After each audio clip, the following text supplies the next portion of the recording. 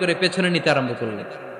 আর এই আত্মাই আক্রমণ যে করেছে সে কাতারের মাঝখান দিয়ে যেতে আরম্ভ করলো আর দুই দিকে ছুরি মারতে আরম্ভ করলো। 13 জন সাহাবীর গায়ে ছুরি মেরেছে, 7 জন সাহাবা স্পট ডেথ, জায়গায় মৃত্যু।